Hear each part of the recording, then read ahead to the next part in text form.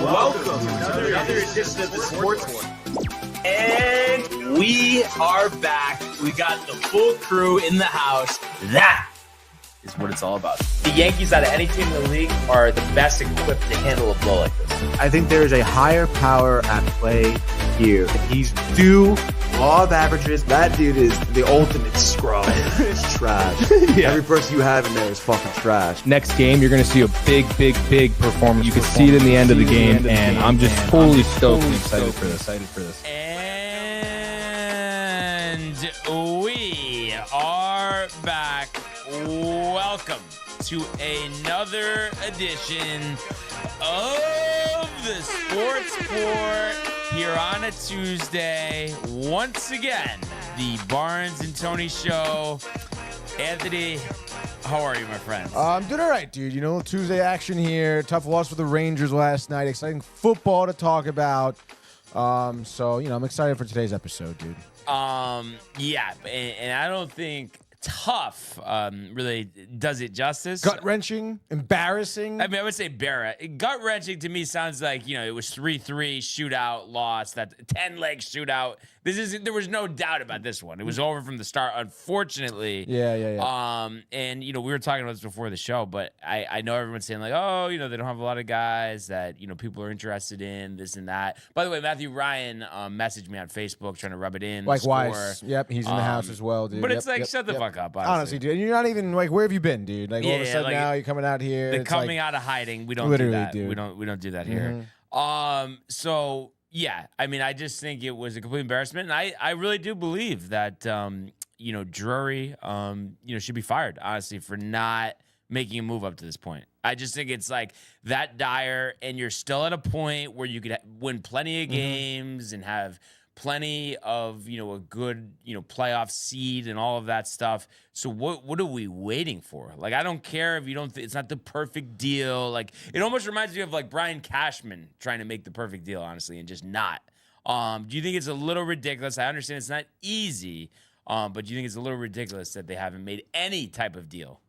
I mean, this is like this is the panic mode. This is, you know, the lights are flashing. I mean, this is bad. This is the worst I've ever seen it since I started watching the Rangers. Yeah, I mean, I guess I would agree with that. I mean, it doesn't really seem like they're playing like a team right now, and really just getting beat like left and right. And we've talked about it, you know, in games prior, even before the 5-game losing streak they were on, that they just lose these little battles along the board. That's what's happening. And I guess in terms of Chris Drury, I mean, yeah, dude, like, you know, obviously there was a lot of talks about who's up on the trading block in the past week and a half or so. And you know, I kind of thought, like, all right, like after Thanksgiving, maybe we'll see something now, let's go. Like, now is that time. You know, you got out of that 5-game losing streak, and you kind of bounce back a little bit, but then you drop this game to the Devils. It's like, I don't know, dude. I mean, that's your job as a GM. Like you said, it doesn't matter if it's just like the market is tough, no one's interested. You have to make people interested. You have to entice someone into a trade, you know, somehow you have to gain some type of leverage here, you know? I mean, not for nothing. It's not like you have nobody on the team that's good. Like, yeah, no, I agree. Like, you make it happen. And I know you've been very, you know, hesitant to do so, but I mean, I think at a certain point here, Tony, as the losses, you know, stack up, I mean, Laviolette does have to come into question, because I don't care what's going on in the locker room. If you are a really good head coach, no matter what the situation is, you handle it internally, you move on from it, you motivate the guys. Clearly, he's not motivating them right now. I mean, it's that simple. I mean, there's no defense for, you know, you can say, oh, players, but the coach has to have some type of role here. Yeah, no, I agree with that. I mean, the coach does. It's interesting because, I mean, yes. I mean, the coach definitely does, but at what point is it, you know, I think it is a little bit more beyond him, you know? It just feels like, how does it not scream lost the locker room, though? The way this is going. How could you have No, I agree with you. You don't. Like, nobody does, it seems. Yeah.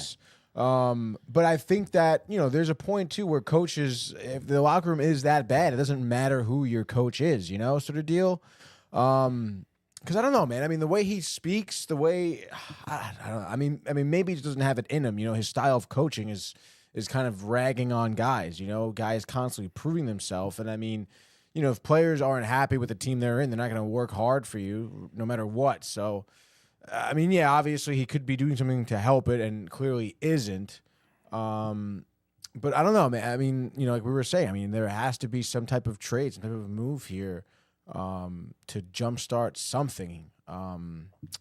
It sucks, dude, because, not to say that the Devils are a much better team than us. I mean, obviously right now they're playing better. But I don't know. I feel like anybody's playing better. Honestly, the Sharks would come in and maybe win. But you say that, but I mean, it's skin of your teeth with the Canadiens. The game they had, yeah, I understand the Canadiens too. And even the game they had against San Jose earlier, I mean, it wasn't really great. You go down early sort of deal. So, yeah, dude, but I mean, they have a long break right now, I guess. Is their next game on Friday? Is that the deal? Yeah. Good or bad that they have the long break? I would think it's good. Yeah. Like, no matter what. Like, trade or not, it's good that they don't have any games right now. Yeah. Because they got to take some time and figure it out. I don't know, like, team building something, dude. I wish we could know who the rat is, though. Somebody is a huge fucking rat in this situation, and I want to know who it is. You're just... first thing that comes to mind, I'm guessing, would be It's Jacob Trouba. Yeah, definitely, dude. But like, what did he do? Is everyone saying you're a phony? Like, you're not. I can't say what's being said in the locker room, but I don't know. I don't know if it's that out in the open. I feel like a lot of teams that do have these issues on the ice, there's issues in the locker room that aren't being resolved and or even talked about. Right? Like that's probably the problem. There's a huge elephant in the room, and that was. Again, you go back to the offseason, that was the rumor of Trouba being moved, and then, oh, wait, no, we'll keep him around sort of deal just cuz. Like, that's your elephant in the room. Like, if you're your core team here is going to be like, all right, you don't want to be here. We don't want you here, And who knows? I mean, I don't know. I just don't know. I mean, you don't know what's going on in the locker room. Like, we don't. We can only really speculate. But also it does kind of piss me off. It makes me pissed at every single one of those players because like, oh, quote unquote, something's going on in the locker room. Yeah. But if you give a shit, like you would just put that aside and just play. Just figure it out. That makes me feel like you're a fucking prima donna. All of them, honestly. Yeah, I guess so. And it's just the fact that there's nothing being done, right? So you go through this tough stretch, and I feel like nothing has been done. Yeah. Like I don't want to hear. Like, oh, the power play unit is different. Oh, you had Berard up for a few games. Like nothing has been done, though. And there's no, like, game where it's 2-0, 3-0 from the jump. Like, just exactly, right away, dude. Just guns a-blazing, like, hits. Yeah. Like it is. I mean, it is 2-0 from the jump, but you're down 2-0 from the jump, dude. Yeah, or 3-0, yeah. or 4-0. So, I mean, it just seems that there's just been everyone is staying stagnant. Like there's just been no progress. No progress has been made. In the past 15 games, some odd, 10, 15 games, whatever. And that is what's frustrating. Because everyone knows, I mean, the writing's on the wall, like, in terms of what needs to be done or what should be done, Yeah. Like, there's a problem here, and no one's fixing it. And I'm just telling you, I know the way that Dolan operates, and it's not right now, and it's probably not next week, but if this thing continues to linger, they don't make any deals, and it's just a dumpster fire, both Drury and Laviolette are not going to make it through this season. Like, this is like, you have to clean it up right now or it's over. Which is ridiculous, dude. Like, what? But that's what speaks like, to Laviolette all the just guys in that won you the President's Trophy. Just won you the But it President's speaks Trophy. to all the guys in the locker room. No, honestly. it does.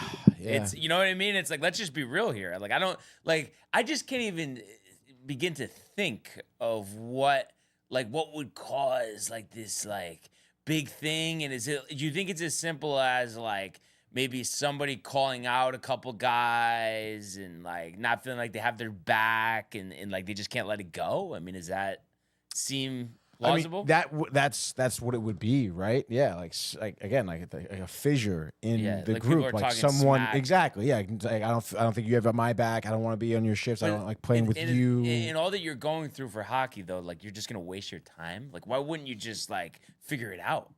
Like you might lose a couple teeth in a game, and you're not gonna play 100% or play the way that you're capable of just because you're tight about something. That just seems like such a waste of time and a waste of effort, and just not worth it.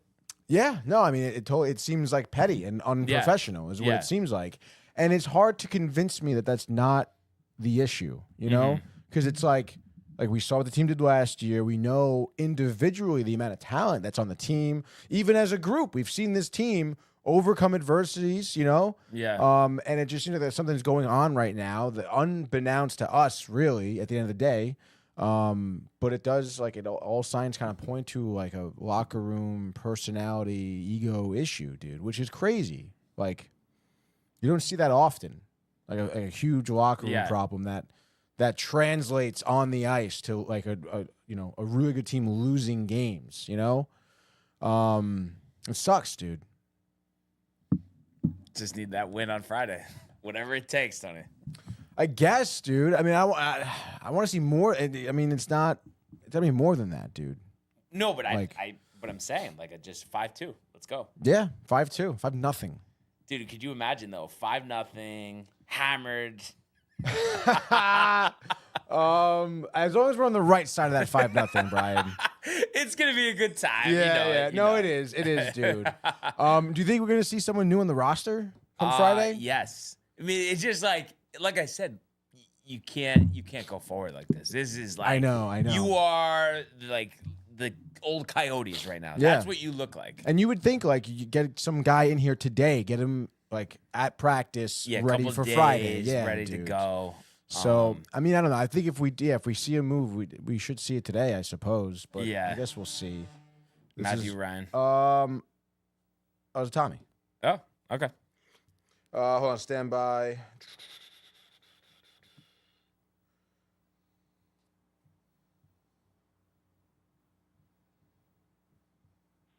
Tommy, you're live on the Sports Port. What's up, dude? Tommy? What's up, boys? Yo, dude. what's going on, Tommy? Little Rangers talk. Had to chime in. Couldn't get through to the morning show because I don't like to take phone calls. But you guys are the best. So. Appreciate it, dude. How you feeling this morning? Matthew Ryan. Probably. It says no caller ID. But yeah, Tommy, how you feeling right now, dude? Chris Drury needs to put on his big boy pants and do something because they obviously they thought they could run it back with the same roster, essentially from last year. Eastern Conference Final, President's Trophy, all that. Something's got to change. There's no attitude to this team, and it's bothering me a lot. Yeah, no, I agree. And I just think it's like, a lot of people are suggesting, well, the guys they want to trade, there's not a whole lot out there. They don't like the returns, this and that. I just think it doesn't matter at this point. Like, just get the best deal you can. Obviously, Trouba needs to get out of there. And you just need to shake something up because otherwise it's just going to continue to spiral. Yeah, I mean, and it's like, what's the old Yogi Berra saying? It gets late early or whatever. You can't let these points go to waste. I mean, you can lose the Metro Division by Christmas if you keep playing like this. And right now you're on the outside looking in. I mean, you're tied with Philly, who is supposed to be a good team this year.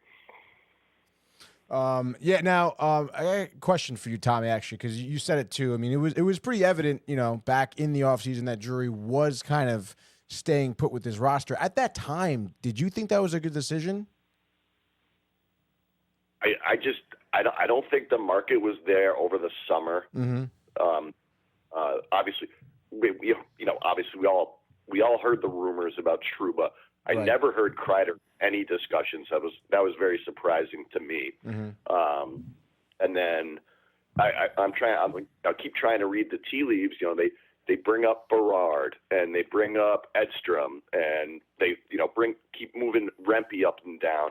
So I don't know what he has in the works. I can't figure it out.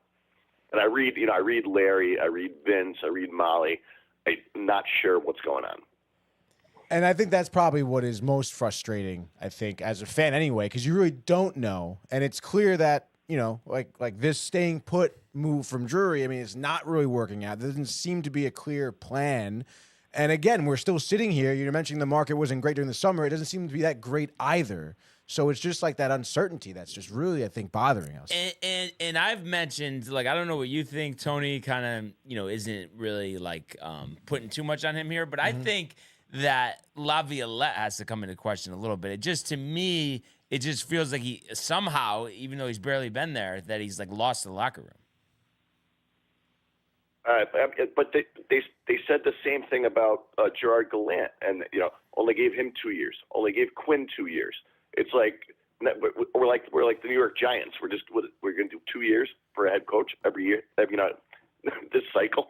Yeah, no, I just think though you can't have a coach, regardless of how long he's been there, that the players aren't responding to. Yeah, but I mean, how much is that on the coach? How much is on the leadership players? Trouba's your captain. Kreider's been there for over a decade. Like these guys, are the ones that should be taking charge too.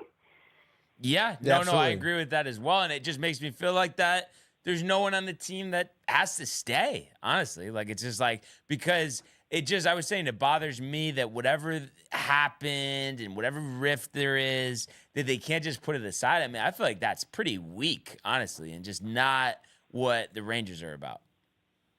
I agree. It's not representative. I think if you were to look at the roster right now of people who are players that are like untouchable, I mean, it's Lafreniere, it's Philip Hedl, and it's Adam Fox. I mean, I think that's anybody else. I would go ahead, move them. Maybe Panarin can stay. But even if like you were gonna get like a lot for him, it might be something to consider. I'm just so like, this is just like, you have to really like swing a couple deals. I don't even think it's just one. I think you got to make at least two, and really 3 or 4 almost would be ideal. Like, it's like that much change. Tony, I know you don't like change, but like, I mean, you want this? You want to watch this? All season? I don't want to watch this. And I mean, for Drury to make 3 or 4 moves, I think would be. Well, they don't. It doesn't have to be Zibanejad, Right, like all right, four, right, Kreider and Panarin, all of them.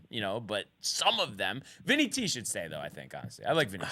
Yeah, you're me too, tight. dude. No. I do. I listen. Like, he proved a lot last year. Little rut right now. That's fine. Even though he heated up a little bit like past 3 games or some odd. But Tommy, do you think we do see like someone new in the roster come Friday? I would hope within the next 7 to 10 days you see something. And let me just throw a grenade in the room, and I'll let you guys run with it. Do you entertain offers on Shesterkin to get an absolute haul? Yeah, definitely. I Tony don't know, is man. attached to Shesterkin at the hip. I mean, define a haul though, because it's like multiple first rounders and a couple starters. how about like who's like, so Jonathan Quick's gonna be starting? Well, you'll probably get back some goalie that can split time with Quick, and maybe can separate themselves. And then also, Tommy, what's on the farm? What do we got coming up? The tender ranks. I mean, you do.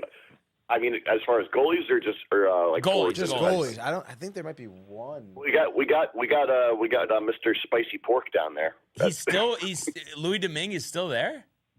Yeah, he's in Hartford. That would be a spark, Tony, honestly. Come on, dude, stop. You really don't think you'd be jacked up? I think I'm sure he'll be jacked up, but like again, like 10 games go by, like I don't know. No, I dude. think if you're getting multiple first rounders and 2 starters, I would trade Shesterkin. I don't know. What would you do, Tommy? I mean, I've been beating this drum for a little while now.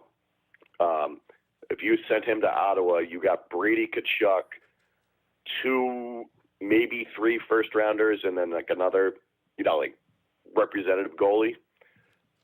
Maybe another forward. Who backs? I'd have roster, but you know who backs up Ullmark? Is it Forsberg? It might be. But the thing for me, Tony, is if you're getting multiple first and Brady Tkachuk, it doesn't matter who it is. You know what I mean? It could be Jaroslav Halak, as far as I'm concerned. Yeah, but like what? Like,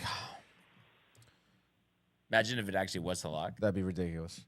Forsberg. No, it is Forsberg, who I Yeah. think is boasting some good numbers this year. Regular season, he's 4-5. I don't know. I don't know, dude. I'd be hesitant to give up. I just can't Igor. believe Just though like, how I mean, you could feel though attached to anybody at this point.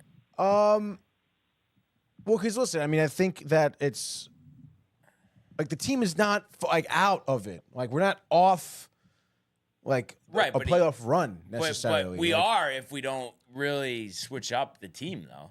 Like, we are, definitely. With this group, no way, dude. I With don't this think it chemistry needs right to now, be that drastic though. So what? So they just like, And it's like you're gonna trade away your goaltender for like future draft capital and like prospects, but then where actually no, you're and Kachuk though. Like bringing in Kachuk is way more valuable than having Igor. I honestly really believe that. Especially because of the way that they're playing defense right now. You're hanging Igor up defense dry fucking anyway. sucks. And Yeah. actually, now There that I is no think about it, if defense. you're giving them Igor, they'll probably just give us Olmark, which is like, I don't know. They're not gonna do Kachuk and Allmark for Shesterkin. yeah. I don't think so, dude. But they really want Olmark as the backup. I mean, no.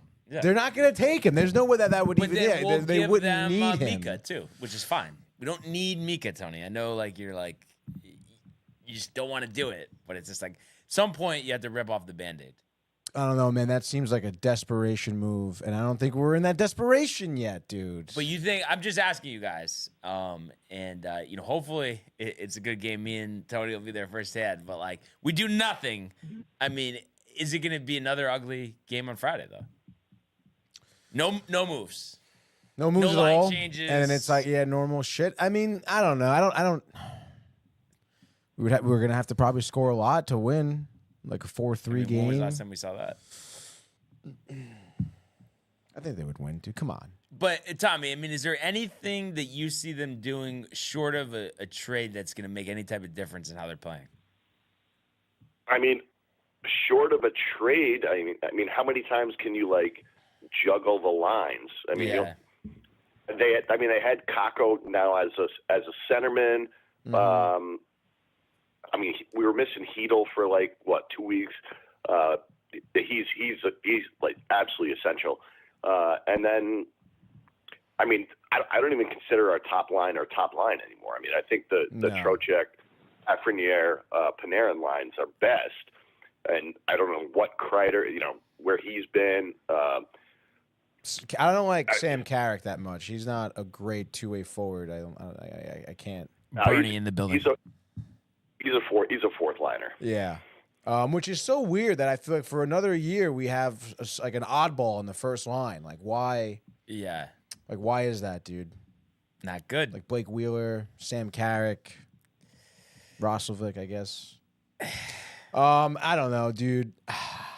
I mean, it's tough. I mean, time will tell what happens, but I don't know. I just think All right. let's be I- bold, I- Tommy. Wants to go, dude. I just need something to happen. I'm totally with you, Brian. Like I understand you don't make a trade just for the sake of making a trade, but do something. Yes, absolutely. So we'll have to see what happens. Obviously they have some time off here, but hoping that we're gonna see a new Ranger make their debut on Friday. But time will tell. But thank you for right, calling please. in, Tommy. We'll talk to you soon, man. You guys have a great show. Take care. Thanks, dude. Thanks. Peace. Tommy. And I think this is the longest we ever went, and we got 100 comments. I don't know how many of them are legit. Oh no, They're dude. Matthew Ryan and Oh, Michael Butka talking California. I mean, come on. Let's go back up to the top here.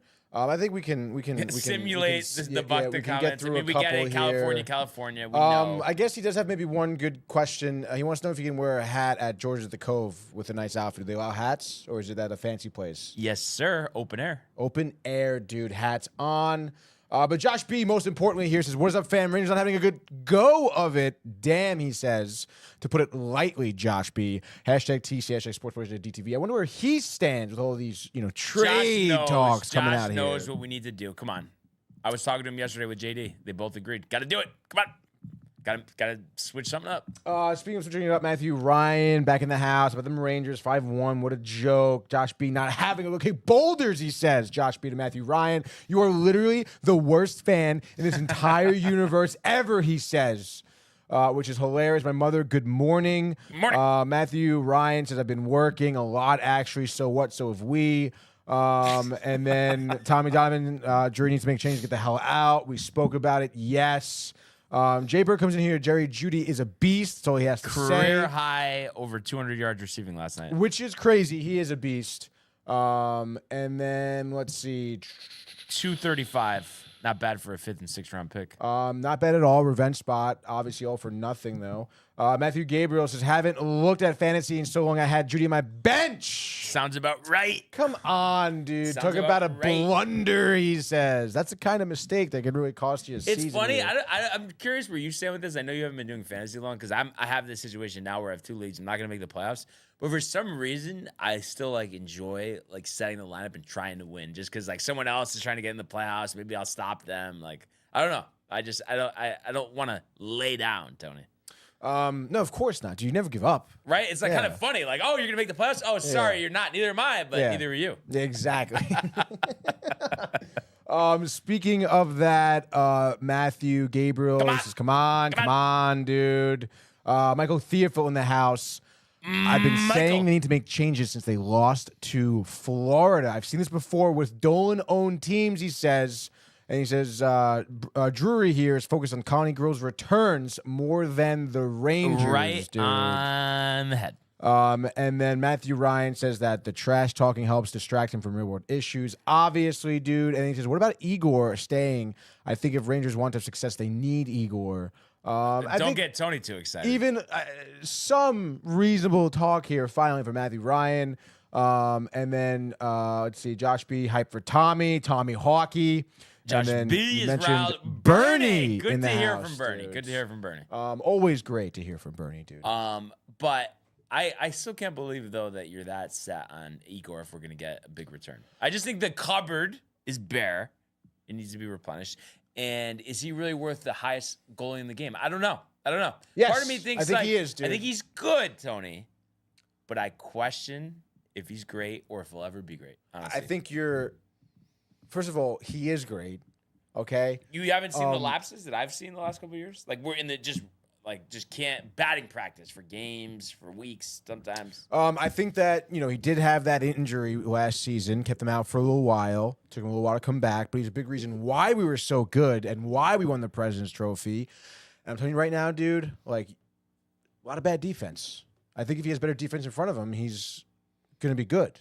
He's going to have better numbers. But I thought our problem, though, is, I mean, I know sometimes, like, obviously offense has to play defense, but I thought our problem is offense, though.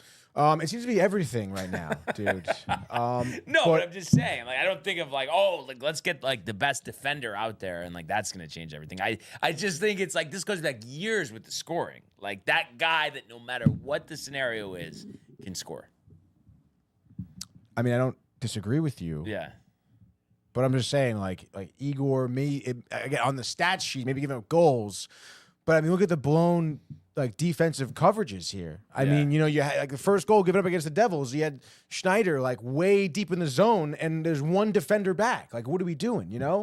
And he even leaves Igor hanging. He starts playing the pass when it's like, dude, at the end of the day, like I'm always for a defender playing the puck. Make that forward make a pass that he doesn't really necessarily want to, Mm-hmm. So you got 2 bad defensemen in front of you, and then of course that leaves Igor like, what the hell, dude? And then the several breakaways he has, like, I mean, I don't know, dude. I think they're asking a lot of Igor, and yes, he should be stepping up. There's some mistakes he's making, no doubt.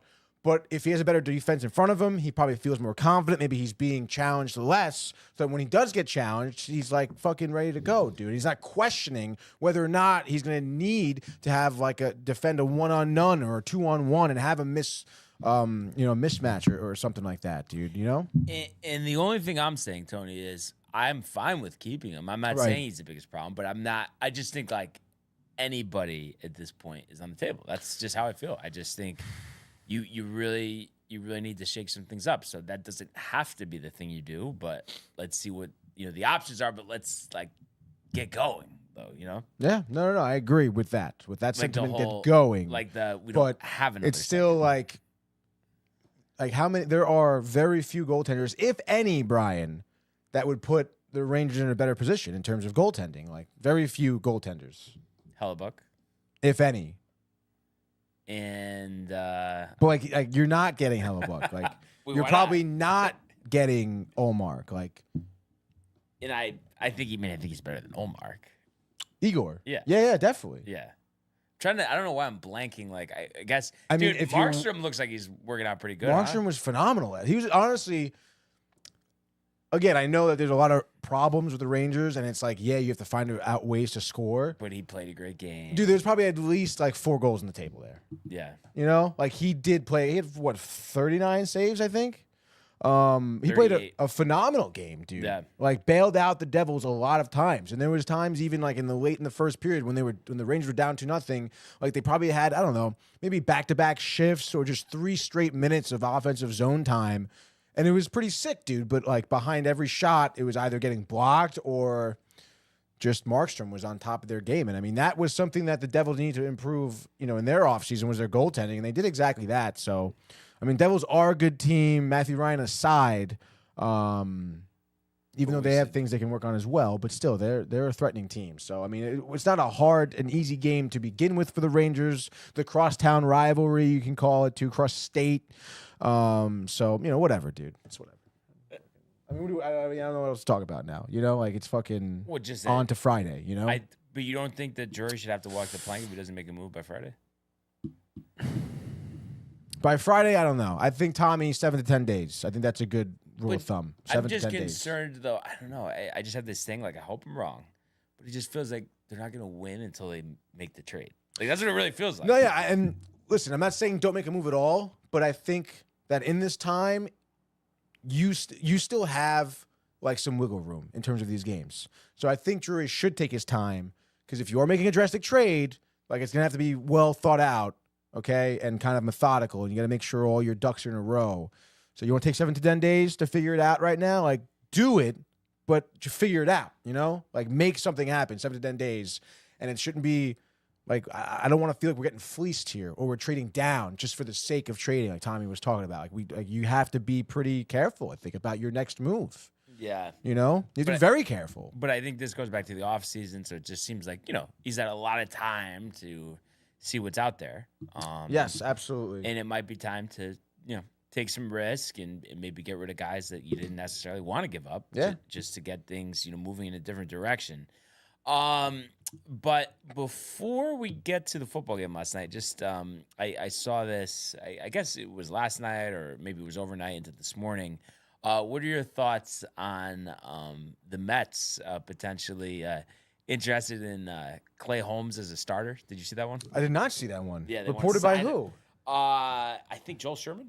Really? Yeah, no, it's like a legit report. They were talking about Rick and David. Almost like it didn't even sound like Dave was that tight, which I was actually surprised about. I only heard like a quick bit on it. But what do you think about this? I mean, I mean, you know, It seems like a Tony tight though. Just like I don't know, like would you be more tight if like they brought him in as a setup guy or tried the starter thing? I think I would be more. Oh, I mean, as a setup guy, it's not terrible, I guess. I mean, the stuff is there, but I'm just thinking maybe this is something with the starter. I guess, like, but does he have the ability to give innings? Well, it's just about building up arm strength, routines, full off season, you know. And I mean, I don't know, dude. I'm not like entirely convinced that like Hefner is like a great pitching coach, you know? Yeah, that's true. So I don't know, man. I mean, can he build him up? I guess we'll see. But again, going with the going into the Yankee pool, yeah, like you would think that he would want to change that narrative, you know. Cohen and Stearns. Stearns, yeah, definitely. Yeah, you would think so, but I don't know. I mean, I guess if you can, you know, get him for I don't know, cheap. I guess. I mean, I don't know who else is interested in him. Teams are more aggressive looking for relievers. Kansas City, Seth Lugo, whatever, dude. Off season, Holmes' track record of durability as a reliever. Yada yada yada. The Mets are appearing to be staying out of high-end rotation market. Currently headed by Corbin Burns, Max Fried. Let's see, dude. Yeah, we know Frankie Montas. I guess. And then also Higgy, 2-year deal with the Rangers, career high 17 home runs last year. That's pretty good. Yeah, that ballpark too. I mean, he can hit over 20. You think the Rangers are gonna be good? Probably better. I mean, it depends. What's the Grom? Is he injured again? I mean, he's Scherzer, and he's gonna be injured again, probably, right? Because Scherzer still has one more year, right? I think so. Yeah, he may end up pitching more innings than DeGrom, dude. Yeah. But good for Higgy though. 34 years old already, which is crazy. Kind of came up late. That is kind of nuts. Getting late early for But him. will you be more tight like about the Holmes move if they make it or the Montas signing? Probably Montas, I guess. Yeah. I just feel like Holmes, flash in the pan, maybe, who knows, like someone who's been down and out. I mean, the stuff is there. I definitely. Yeah. And I mean, I don't know. Montas has just been, he's just nothing's, I don't know, dude. It's not very exciting, dude. No, I agree. But I guess it's just one of those things. They feel like they, really turn around the careers of Quintana and Minaya and Severino, so they think they could do this again. I guess I mean, I guess that is good. Something in, like, Minaya career year. So did Quintana, I guess, too, right? And Severino And had his best Sevy year bounce in like 5 back years, year. right? Yeah. So I mean, you could spark something. Yeah. But even so, dude, I mean, I don't know. I mean, again, you just like reading that article, seeing that they're not in the market for Corbin Burns. I know that could be kind of a, Burns has ups and downs. Max Fried at the end of last season too wasn't good. But I mean, I don't know, man. I think that they need that big name starting pitcher. Yeah, they need an ace. I mean, they're hoping that it can be Senga, but that's a question mark. It is obviously. a question mark, and then it's just like, all these other pitchers. It's like you saw us, going into the postseason. You saw me talking about it. Like, these pitchers aren't they're not the throwing 100 strikeout. It's the off speed, soft contact strategy with these pitchers. Like, the close you got to that was Sevy. And again, I don't know. You just need that guy who's threatening on the mound. And it's not Montas, and I guess maybe it could be Clay Holmes. I guess, but I suppose time will tell. But at the end of the day, if they're making moves, it's better than not, right? Yeah. I don't know why. I mean, I guess maybe they're just waiting to see what happens with Soto to hit the big market for a pitcher. So I supposedly too. I heard that they're out on Burns though. That's what the article just said. That they're not going to be in the prime top. But I guess they could make prospects. a trade.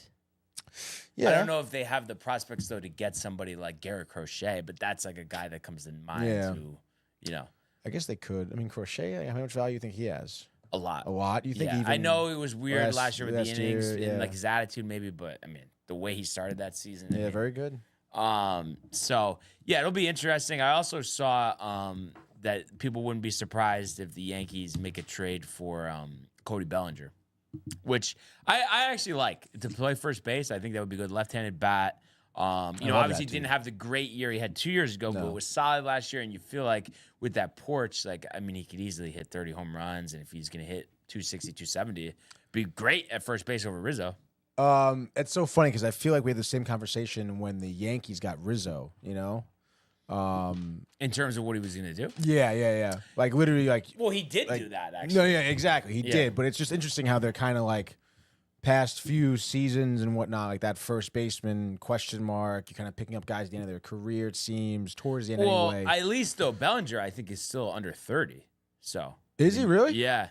Yeah, he came up early. I guess that makes sense because I would imagine, right? Because, what's his name? It doesn't really matter.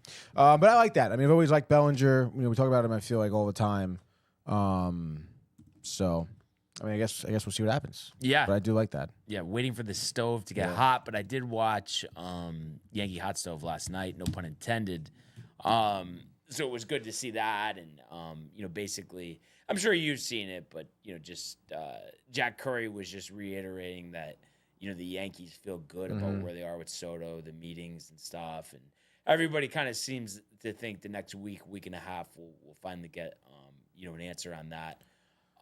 Yeah, that seems to be the sentiment. Have you watched any Mets Hot Stove? Not really, dude. Just been kind of following Just Twitter. been following on Twitter, some news. What else? Some white clips, whatever. No Salicata? Thankfully not, dude.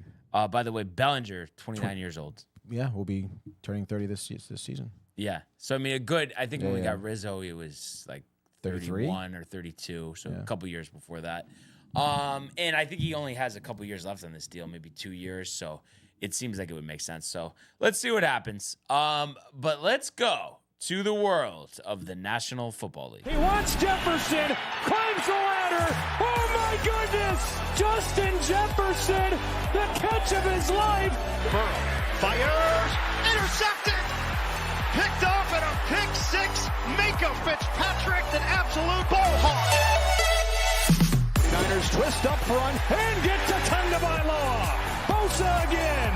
Mahomes escaping on the move, stops, spins, flips it forward for the touchdown. Stop it. Aaron Jones. Oh, what a tackle. Quincy Williams with a pile driver. Yeah, so what it is, I was just looking at this. So Bellinger opted in to $27.5 million this year, and then next year he could either get $5 million or opt in for another $25 million. So, you just have him through his age 30 season. So seems like a pretty good move where you're not getting somebody that's beyond, their useful life as a impact bat.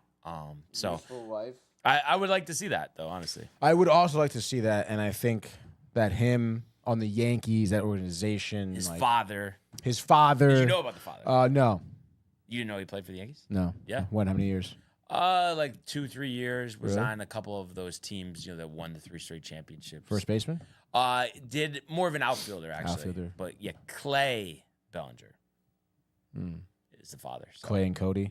Clay and Cody. That's nice. The Broncos 41-32 last night in Denver, picking up their 8th win of the season, and inching closer to snapping a playoff drought since their last Super Bowl victory with Peyton Manning. Tony, isn't it that kind of crazy that it's been that long since the Broncos have been in the playoffs? That Super Bowl seems like it was 20 years ago. It does, dude. And then what a Cinderella run it was that year. Peyton saying, I'll have some Budweiser. Yeah.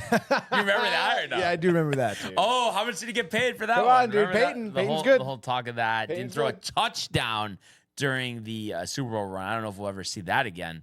But regardless, this is honestly one of the craziest games that I've ever seen. And it really felt like Jameis Winston, I think it was the 2019, the 30-30 version of Jameis Winston. That was back last night. 497 yards passing, 4 touchdowns, but yes, 3 interceptions, including 2 pick sixes. Which made the difference in this one. Yeah. It just, I don't know if I've ever seen a player like this. And we were talking about this before the show. I mean, he makes some great throws and really can sling it and really hums it in there. The former closer actually for Florida State way back. But it's just though with those mistakes, it feels like to me that you can't. You can't win with them, though. No. I mean, I think that's pretty evident here. And I mean, you look even around the Browns roster. I mean, obviously, Jerry Jeudy, game of his career, 9 receptions, 235 yards, that long 70-yard touchdown reception. And that's exactly what, you kind of laid down yesterday, the revenge spot. That was his storyline. You had Elijah Moore with over 100 yards. David Njoku was like a great target in the red zone, big tight end. He had 9 receptions, 52 yards, 2 touchdowns. I mean, there is so much talent. Nick Chubb, running up the middle. I mean, you would think that this roster has the ability, if you put somewhat of a competent quarterback here, he can figure out a way to win. But, I mean, it is not Winston. I mean, those picks were horrible, dude. The Egregious, pregame dude. and post-game speeches don't. No, for it. nothing, dude. Nothing. And I mean, the guy. Is it a gimmick? I mean, I don't think so, dude. Because he seems like he's pretty he's sincere. He is sincere. He's authentically himself. But he's just an absolute freaking goofball, And if I'm Jerry Jeudy, I'm tight, dude. Yeah. Not for nothing. That was kind of a Jeudy homecoming sort of deal. And he was jacked up. He was getting booed, and he was loving every second of it, to be honest. And like you said, dude, I mean, those 2 pick sixes is the difference. And I mean, that second pick 6 was, or you even threw a 3rd pick actually late in the game, dude. Even too. No, that was a pick 6. But it was weird because I was looking at the box score and it seemed like there was 3 defensive touchdowns, but I'm looking at the scoring summary. It only shows 2. I think there were. Only, were only 2. Okay, there were gotcha. only It was 2, Benito yeah. and McMillan. Yeah.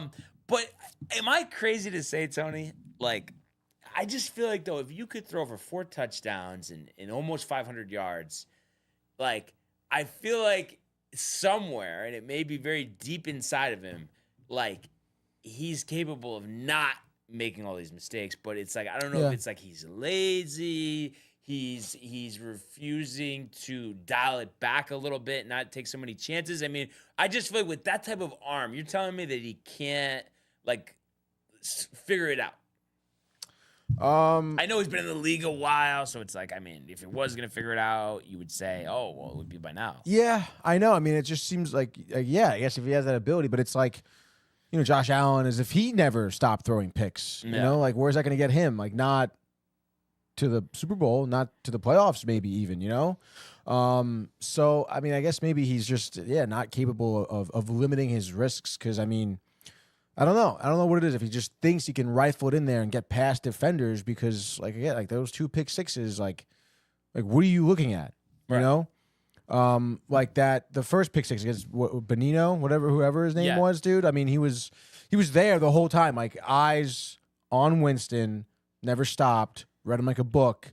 And if you're a quarterback in the NFL, you can't do that. Like, how do you not recognize that guy? You know, right? And even the second interception too. I mean, whoever your guy was running a little out route, like, and you just threw it right to the defender, dude. Like, and there's no chance. These are picks where there's no shot of making a play even after the pick. Like, it's that egregious, you know? I haven't seen 2 pick sixes in a game in a long time, I feel, dude. You know? Oh, yeah. And 4 touchdowns, 3 picks, and almost 500 yards. I mean, unbelievable, dude. That I saw that. And he was a little inefficient, I guess. I mean, that first drive, I think, was indicative of that. You know, you have that good drive. Judy's humming. Njoku's doing well. You had Chubb run a few times. End up having to settle for a field goal. You miss it, you know? Like, that's... I don't know, dude. I think that's just like the Browns' season this year, you know?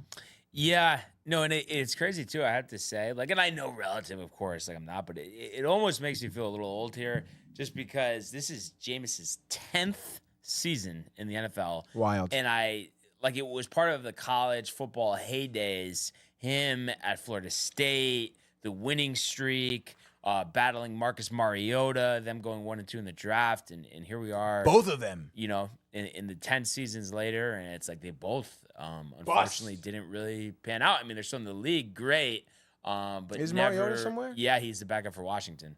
But just that's never reached those lofty, you know, expectations, you know, that were set towards them. And it's interesting, too. I don't know if you heard this on the broadcast, but a lot was made about what a good job the Denver front office has done, the late round draft picks, defense, Bo Nix, all that stuff. But I had to say, I mean, there has to be somebody, whether it's the owner or just someone else in the front office, somebody has to be pissed about the Judy trade for a 5th and 6th round pick. I mean, clearly, this guy is a pretty good receiver. Oh, yeah, definitely. Are we losing power? Yeah, this battery's dying on the light. You can probably see it's flashing right now. Yeah, it feels like I'm at the 8th grade dance. Wow, yeah, dude. No, I don't know about you, but that have we talked about this before? Like the lights, like how I can't do it. Actually, I don't think so, dude. Yeah, like the disco lights, like all dark, and like the lights just going in. Yeah. I can't do it. Like this is even bothering me. I'll be fine, but yeah, I'm gonna switch batteries right now. I think. Like do it right now. After like Jerry Judy, like big mistake, dude. Big mistake. But someone fired or no? Who'd you 5th and 6th rounders? Yeah. Who'd you get though? Like anyone? I mean, maybe actually one of these guys. I actually right because they are middle pick guys. Yeah.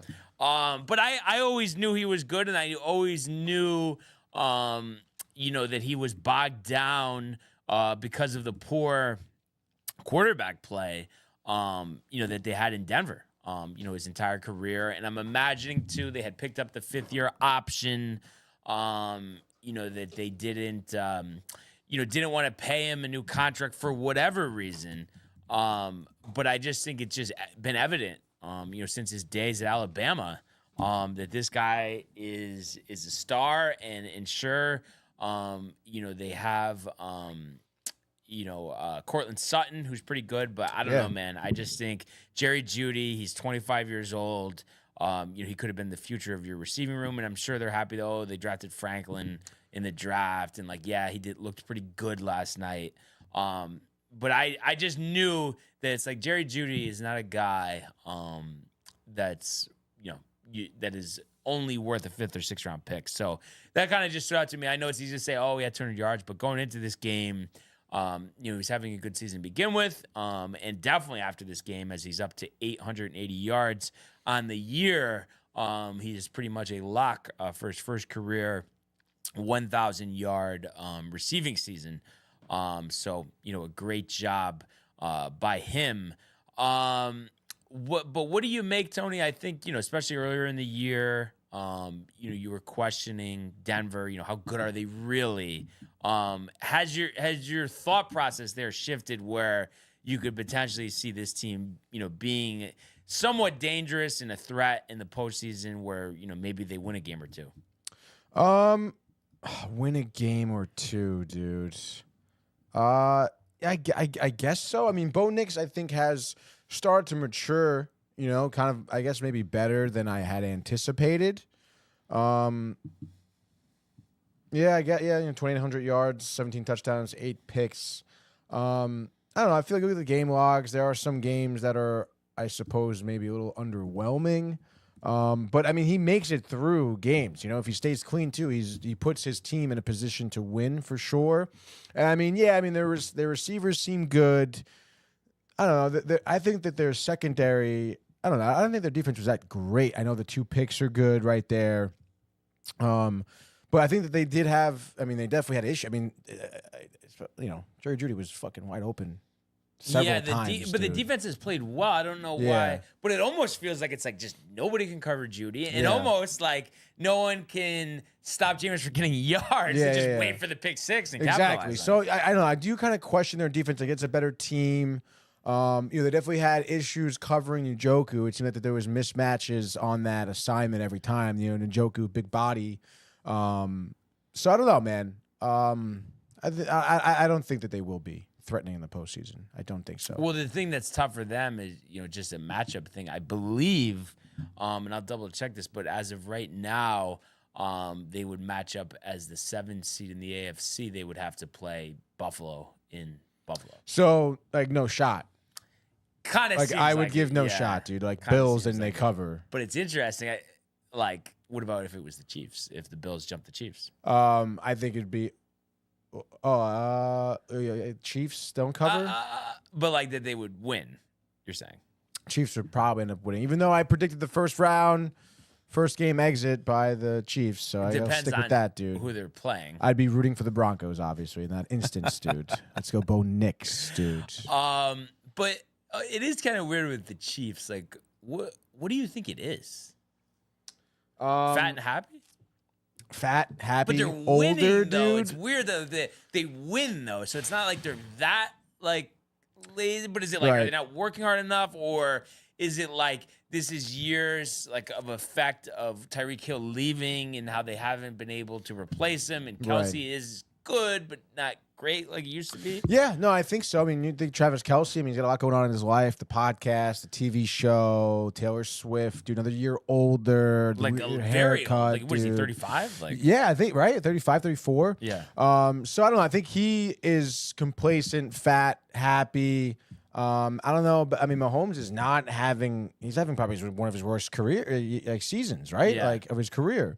So it's like I don't know. Maybe there are some like outside, like all right, like.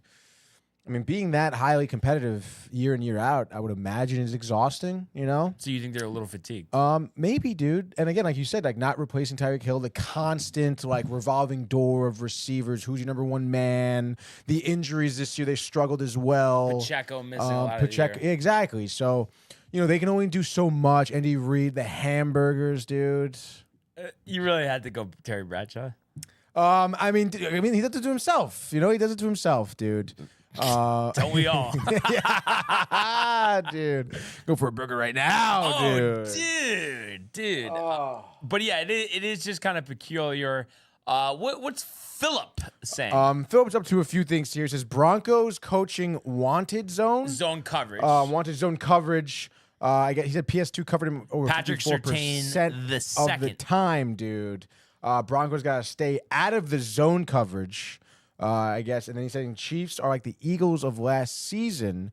But is it just different because you have Mahomes, though? and maybe not so much of a locker room problem, right? I mean, who's yeah, you know, I mean, who's, what problem can you have 3 Super Bowls in 5 years? right? And I mean, Andy, What like, problem is Andy that? Reid's not like a douche, you Right, know. So right.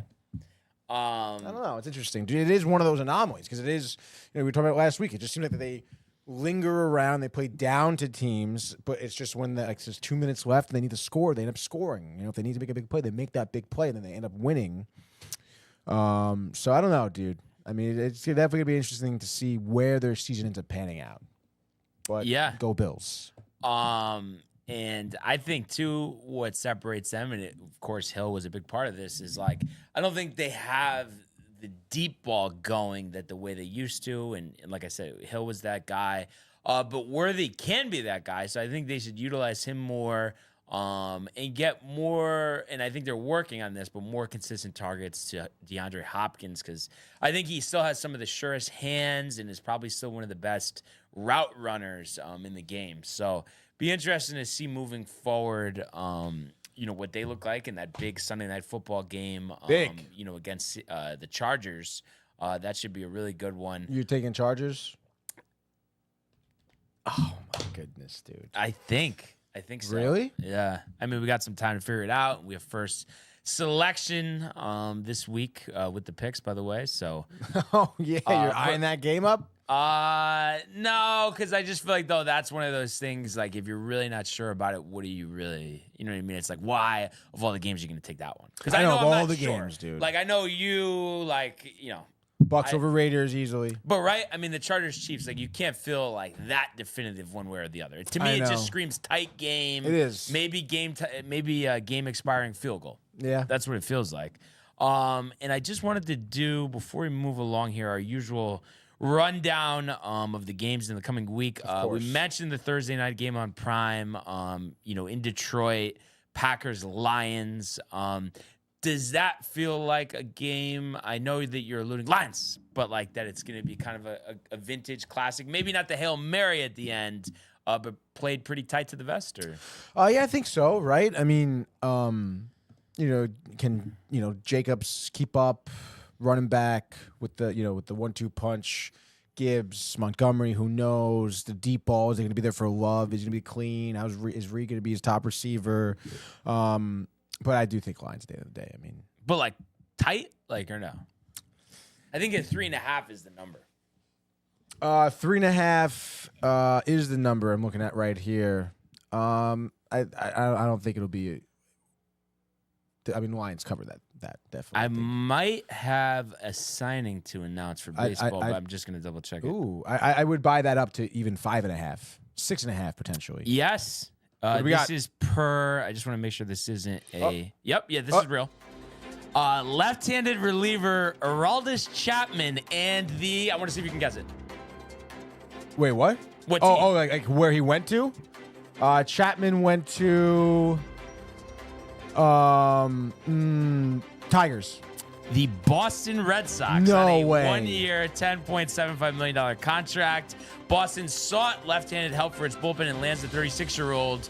And I guess Passan is crediting Chris Cotillo, said the deal was progressing. I love this because it gives the Yankees a chance to get back at Chapman for all the torture that he put us through towards the end of his Yankee tenure, the tattoos. Interesting. Like, I don't know about you, Tony, but Chapman strikes me as a guy, like, great in a non-pressure situation, setup guy, Midwest team. But I think he's going to crash and burn with the Red Sox, honestly. I mean, yeah, that's Like, solid year with the Pirates last year. Was it that solid though? No, it was like just okay. Okay, yeah. Because he definitely he threw like 104-mile-an-hour fastball, something like that. Like crazy. They didn't use him as a closer. Really, he had a few saves, but that's it. Few 3.79 ERA. How many blown saves? Did he have blown saves? Because I think I remember seeing him struggle, giving up some long balls there. Maybe he wasn't closing out game. Maybe even in the middle relief, whatever. But I don't know, man. I mean, the Red Sox. Yes, if I'm a Yankees fan, I'm thinking let's fucking tattoo this dude, literally and figuratively, when he plays us. So let's go, dude. I would be amped if I'm a Yankees fan. Yeah, let's go. No doubt about it. You think Josh B is as like positive about facing him? You think he's gonna be like, oh, he's gonna strike everyone out? No, he knows that Chapman sucks. Well, he says go Bills? Question mark, dude. What do you think about that? Because there's a lot of Jets fans calling the ESPN radio, oh, let's go Bills, and then wait, why let's go Bills? Just because they're rooting, like Josh Allen deserves it, and then like that's when Rick and Dave are like, you're a disgrace if you're rooting for the Bills and you're a Jets fan. By the way, Chapman, I didn't think he had this many saves, but I guess 14 saves, 19 blown saves. 19 blown saves? Not 19, 5 blown saves. Oh. 14 of 19. Oh, 14 of 19. All right. What else we got here?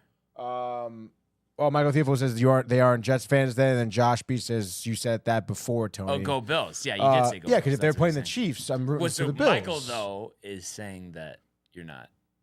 I guess not. I mean, he can. I don't want to root for the Chiefs. I'm going to root for the Bills. I don't know how you want to root for the Jets, to be honest. Well, I mean, who would you be rooting for in that matchup, though? If it's Bills Chiefs, like, are you rooting for? I mean, you probably are rooting for the Chiefs. One thing that everybody gets all and just starts thinking about Kelsey and the podcast. And then Josh B, of course, Chapman's going to kill us. No way, he sucks. But you're thinking of Taylor Swift and all that stuff, Tony. But what I'm thinking about when it comes to Mahomes and the Chiefs and Andy Reid is it could be a double whammy if this thing keeps going in terms of Reid and Mahomes taking out Belichick and Brady as the top at their respective, head coach and quarterback. So I want to see that. I want to see them eclipse that, match that, whatever it can be. And I think there's a prime opportunity here. I mean, Patrick Mahomes has a long time left. And I don't know if Reid will be there for the rest of his career, but Reid has a couple more in him as well. Oh, yeah, definitely. So you'd be rooting for the Chiefs? Yeah. To three-peat. Keep it going. I want to see him. I mean, you want to see Brady just be on a pedestal? I guess I don't think about it that much. But do you? Like, you love Brady. You want more Brady. You want him to call more games. You have to hear him. To be honest, dude, let's get him on the fan too. Honestly, get him on the fan. Why not, dude? No, I mean, I'm indifferent towards the man, I suppose. I mean, I don't think he's phenomenal at doing commentary. I don't think, I don't hate the guy though. I mean, I'm not rooting for his demise. Yeah, I just think he had his cake. He's fat and happy now. You think he had too much? He had too much, dude. The divorce. But it wasn't as sick. He proved to Belichick it wasn't you. Like, he proved to the world it was me. I went to Tampa. I won. What do you think about this? A little double standard for Michael? Says, I'm not rooting for any of them, but rooting for Dan Campbell and Goff, though, for sure. Love the story over there.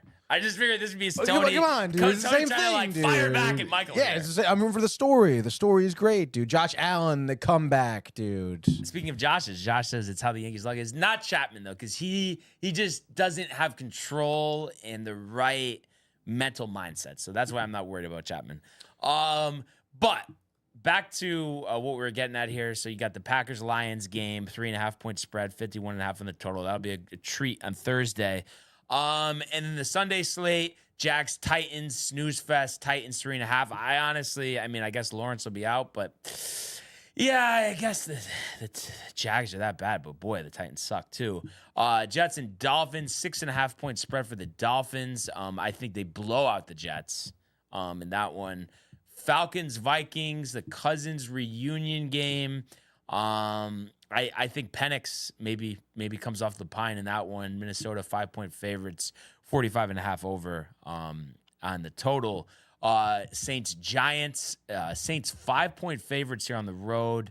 I like that one. I think they'll be motivated to try to continue to win here, salvage this season. Kamara potentially getting to his first 1,000-yard season. What did Michael say? Michael Thielford says, F Brady and Bill Belichick, that is. Go Mahomes, break all those rats' records. Yes. And Michael. then he says, no, you love the Bills, Tony. Yeah. I mean, I don't know. Just switch, dude. It's fine. Dude. No, but see, I can't do that. I'm not going to do that. Well, I'm now, not switching, dude. but I'm just saying, I just feel like it's just different with you because, come on, Jay, tricked you into it, basically. You all did, okay? You all did. And you pulled back the curtain, and then I saw what the team was for real. But now, I can't. But the only thing is, though, you did already do this, though. You already switched. So it's like you already have broken the rules to begin with. So, I don't know. instead What of do you mean suffering. broken the rules? What do You were the mean, Giants, dude? I didn't break any rules. Well, it kind of is like a true big fan. But listen, can I even consider myself a big fan? I mean, I'm just kind of like, oh, like, yeah, fuck the Jets. Like, it's just kind of sick of the whole thing. Yeah, I guess so. I didn't break any rules, dude. All right, just like stop following football on the new team, whatever. But if I go to the Bills now, it's ridiculous, dude. Oh, yeah, about to win the Super Bowl. Yeah, I'm a Bills fan, dude. I mean, like I said, you're on the couch frozen for 20 minutes, Or I guess it was at the Horseshoe is really where the Bills lost. That was a divisional game? Yeah. Oh, divisional round, yeah. But it was like a... Yeah, dude, because obviously, again, rooting against the Chiefs, I just can't believe you want that rat to stay with the record. So that's a little distant. It has nothing to do with that, dude. It has Does nothing it? to do with that. Does it not? It doesn't. Okay. What else we got? All right, good. Let's see. Matthew Gabriel Anthony, you're a huge Bills fan. We know. How are you? Tony, when is your mother's Christmas party? It's this weekend. I'm trying to work. I gotta work. This is a crazy weekend, though. I don't think we're all gonna be going. Michael Theophilus says the Jets, when they win, will feel better than anything sports related ever. And I'm assuming like any sports feeling ever, he means like when they win the Super Bowl. And then it would be so fugazi of Tony if he jumped shipped again. But also, Michael, I have to put a little asterisk in there. There's something that might feel just a tad bit better than that. But I think he knows what I'm talking about. Anyway, I know, Matthew, don't say it. Don't say it. You get jinxed, dude. Mush. But continuing along here, Eagles 12-point favorites against Carolina. That's a big number, but I love them to cover that. Steelers, Browns, interesting. Maybe a revenge spot here for the Steelers. Kind of a big number, so I'm kind of conflicted on that. The Baker run, 7 Baker Raiders, run, shambles did play the Chiefs to the horn, but the Chiefs playing down, we get it. Cardinals, Seahawks, that's a big game for the division there. Cardinals trying to get out the Schneid 3-point favorites. Huge divisional game. Bills, Rams. Rams need this one. Buffalo, 5-point road favorites. Are they Buffalo's due for a taking loss? it, no. Probably not. And then the Niners, Bears. New head coach? Interim coach. Niners due down to their third-string running back. Who knows? Not good. And then, Chargers, Chiefs here. Chiefs -4 again. Who really knows with that? And then to finish out the week in Big D, the Cowboys and the Bengals here. That's another one. It's like, who the hell knows there? Bengals do. A lot of who the hell knows. Cowboys have been good, but it's like, right? Like a couple those 2 primetime games. I'm not sure. No, yeah, I totally agree with you there. A lot of tough matchups here. A lot of good teams in the buys too. Texans, Ravens, Commanders get the bye. Broncos, Colts, Pats as well. So yeah, it's tough, dude. Tough pick'ems here. Good thing we got first pick though. Yeah, exactly.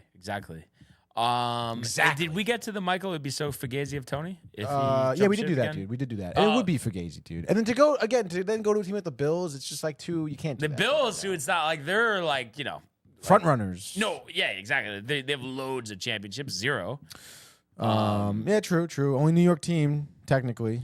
That whole thing is just ridiculous. But really, the problem is, well, what is you ridiculous? should never have been. I know. I guess it started way back, but I don't know. I just think you shouldn't be able to have a name of a team if you don't play where the name. Yeah, it is ridiculous. Like that you can't be a rule. No, literally, like you shouldn't be in New Jersey and call yourself New York. It doesn't make any sense, dude. Like that is dumb. Yeah, it is. So it is. Bad job by New York there. Horrible job. Yeah, dude. yeah. But anyway, let's go to the world of the National Hockey League. Speed, here he comes! McDavid shoots! Top shelf! He scores! Captain with the overtime winner! That's the middle quick! That's a world-class hit right here. Tomsky stepping, rink Washington made the full split save! Are you kidding me? Turn, side of the net, between the legs, and they score! Filthy! David Pasternak, the silver trophy to the Golden Knights! All right. So we pretty much covered the Rangers in the Open, the debacle, the 5-1. A couple of days off here, so be interesting to see, what they decide to do here. But it feels like when you lose a home game like this, to a rival, and get embarrassed, that would really change already felt like it was needed, but you really think that would expedite things. Do you think that that's the case, Tony? That this like they obviously felt the urgency, but this even adds to it even that much more because it's at home, because it's your rival, because it's embarrassing. Oh, absolutely, dude. You definitely, even though it was a tight win against the Canadiens, against Montreal here, Laviolette said it, you want to take the positives and roll with it and just keep building upon it and pull yourself out of this rut you're in. Right. And then you just dig yourself a little deeper after this loss. I mean, it does seem like, pulling yourself out is that much further away now because of all those factors you mentioned, the rivalry, the way that you did lose 5-1 at home. Crowd was never into it. The team was never into it, dude. It does feel like maybe you're more so you're back to rock bottom almost. It feels like that 5-game losing streak is a 7-game losing streak now, So it certainly does, I think, light more of a fire, or at least forces the fire to be lit more underneath the ass of Chris Drury. Because like Tommy said, like we're saying today, I mean, moves have to be made. And I mean, if they're not significant enough, like people are going to be asking for his job.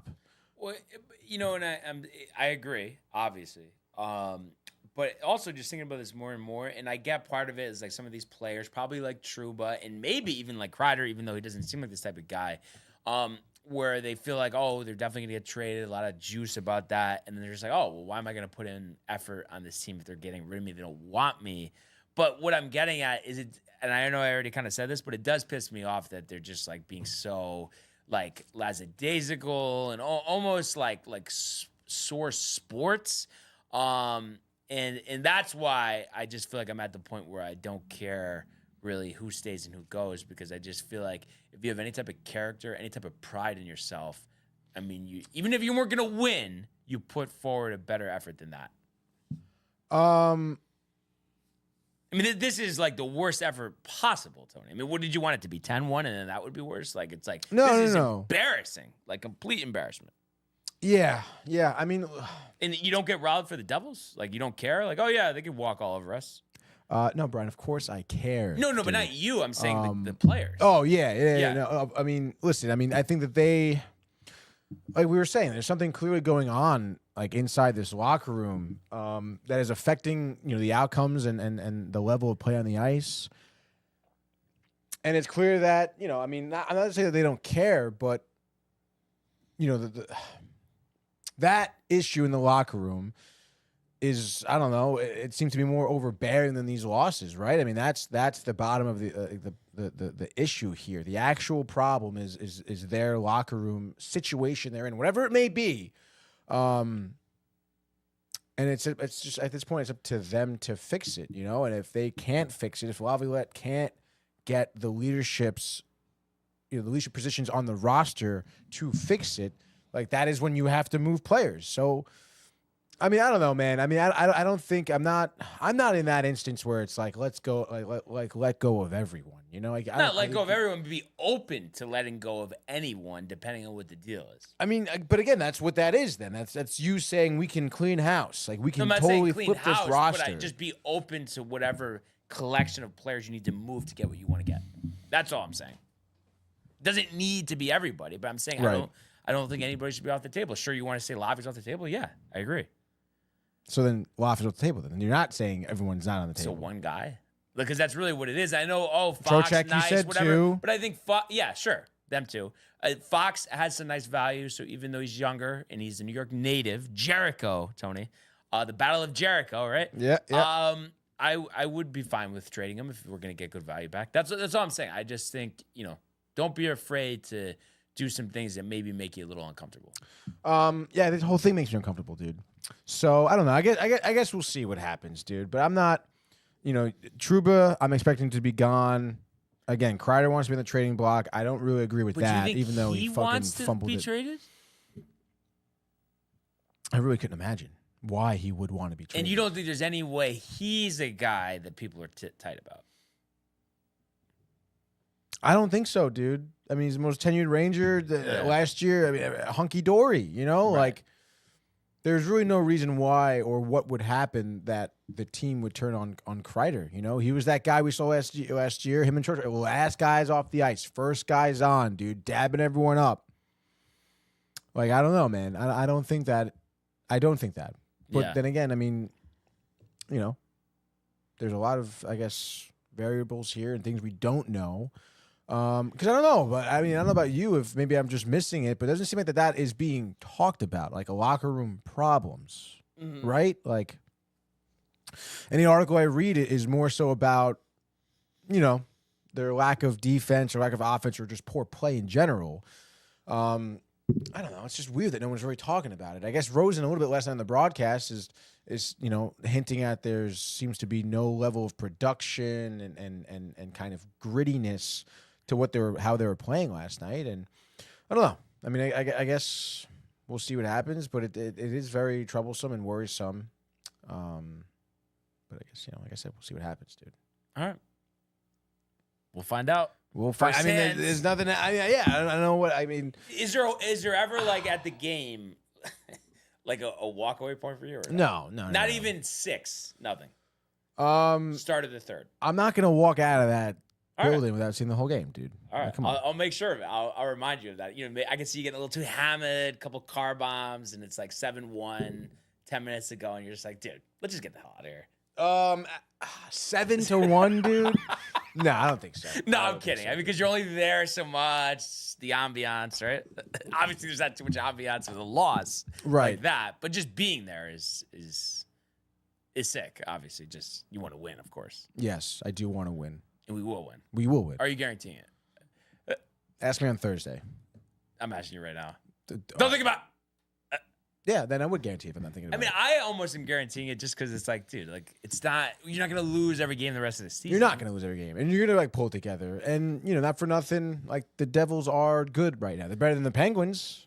Yeah, but do you think too, like you just happen to sneak 2 by the Penguins early, and then it's like everybody's just jacked up, and like that like changes everything?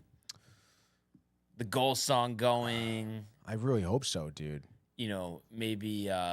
What's that guy's name from Entourage? He's like a big Knicks. Oh, Jerry Ferraro. They show him on the Jumbotron. Oh, yep. Is that Ferrara? Yeah. Right? I mean, couldn't you see that? Yeah, Maybe I could see that. Ben Yes, getting Stiller, amped up, the dude. Wave, Ben Stiller, yeah, definitely. I mean, who knows? Judging the crowd, potentially. Margot Robbie's a big Rangers fan. Maybe she'll be there on Friday night. But is that a distraction for the players? No, it's not. It's it's like, you know, more of a reason to win, dude. Motivation, dude. I got a lot of time to figure that out. But anyhow, Leafs 4-1, Blackhawks. Matthews a goal, second game back from his injury absence. Stolarz, good. Former Florida goalie, been great, 27 saves. Casey DeSmith, former backup for the Penguins, 34 saves and a 2-1 win for the Stars. So Marchment had that crazy goal. I don't know if you saw. It was like a turnaround backhand. Oh, maybe that was a couple days ago. Never mind, dude. Wait, who did you say? Marchment. He's on the Stars? Yeah. Oh, okay. I didn't see it in the highlights, so maybe it was the previous Marchment. game. Yeah. I think maybe you're right. Okay. Well, I don't know why. Is he a newer player or he's? No, he was on Las Vegas before Dallas. Oh, he's on Florida, I guess. Florida. Gotcha. Okay, yeah. But it hasn't been like a big time guy. That's probably why. I mean, I guess last year was decent, but. Yeah, like him on the Rangers, dude. But see, that's the like why didn't we trade for him already? Oh, I know he's on Dallas. We're not looking to. Probably not. 6'5", 212, big body, Ontario, Canadian left winger. Ontario. Huber Dow, dude. Huber Dow. Huber. So I'm just doing the math here. So 3, 6, 7, 8, 9, 10 games, I think, tonight. 3, 6, 7, 8, 9, 10 games. 10 games. All right, let's do it, Tony. A Tuesday night edition of the Frozen Frenzy. A lot of games tonight. Obviously, Rangers off, but we're starting at the usual time. Thank God. 7 p.m. A little ways here, up 91. We're going to be going to the TD Garden, Boston, Massachusetts, Brian. The Bruins. You could go 84, right? I guess you can go 84 as well, dude, if you want to take that way. But I think 91's probably faster, right? I mean, dude, I don't know. I don't really go to Boston that much. TD Garden. We have the Bruins here, minus 190, over under 5.5. The goaltending has been good. Both teams swimming as of late. Okay, I suppose. Bruins winning every other game, 3 of their last 5. Red Wings losers of 3 out of 5, back-to-back losses. New Jersey, Vancouver. Here they are back on the road now after the homestand. What do you think here for Detroit? I think the Bruins, and even though it hasn't been a great season, you fire the coach. Maybe that was a good thing. Maybe he had to go. And you look at it, I mean, they've won 2 out of the last 3 out of 5. So possibly moving in the right direction. So I think a tight win, but a win nevertheless. I'm going to say Boston 4-3 Bruins. And the over. Tony is going to say the Red Wings. I guess give me the Red Wings. Why not, dude? On the road, plus 160. The bait and switch, dude. It looks like Patty Camino is out. Alex Line also IR. So Talbot probably getting that start here. Who's been good as of recently. Bumping up his save percentage 915. Good job there. The Bruins, I can maybe see them giving up a couple early, not recovering. Lucas Raymond, 2 goals and an assist. Top player for the Red Wings tonight. They win 4-2. So Red Wings and the over, plus 160. Good job there. Next game, still 7 p.m. We go to Buffalo, New York, that is, Brian, as the Sabres taking on the Avs here. Colorado, minus 145. Typical road favorites. Over, under 6.5. The Avs, though, losers of 3 of their last 5. Back-to-back losses to Dallas, to Edmonton. Sabres, same deal. 3-game losing streak, getting shut out 2 of their last 3 games. Only scoring 3 goals in their last games in that 1-game OT loss to Vancouver. They just lost to the Islanders 3-0. Not looking good here, Brian. Avs make an example out of the Sabres. Yeah, I think shutout. Gorgie, riled. I'm going to say 4-0 Avs in the under. I like that, dude. Tage Thompson slated to come back today. Don't care, though. Georgiev due for his first shutout here of the season. About time. Avs 2-0. McKinnon, Rantanen, your 2 goal scorers there for Colorado. Next game here. Anytime prop bets there. Think about that, Brian. Speaking of the Islanders beating the Sabres, they're playing the Canadiens here on the road in Montreal. Islanders here, road favorites again, minus 135, over under 5.5. Their last win was against Buffalo. The Canadiens lost to the Rangers, we know that. Lost to Bruins after that.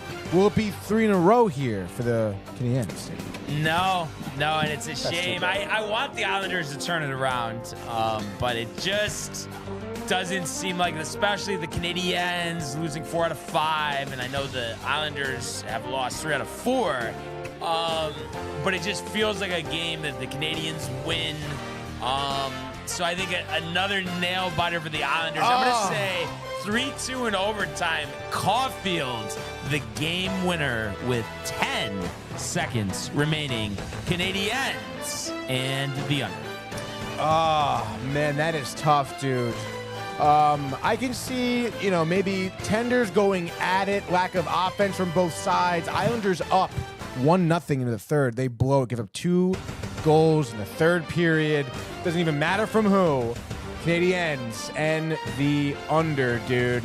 Next game moving along here, still 7 p.m. The Penguins, a little familiar face here, a future game potentially. We have the Penguins playing on the Panthers at home. I think Panthers minus 175 here. Not bad, over under 6.5. They're looking to make it 4 in a row, but wait a minute. So are the Penguins, beating Calgary, Boston, Vancouver. Panthers on the 3-game win streak as well as beat Toronto, and then Carolina back-to-back.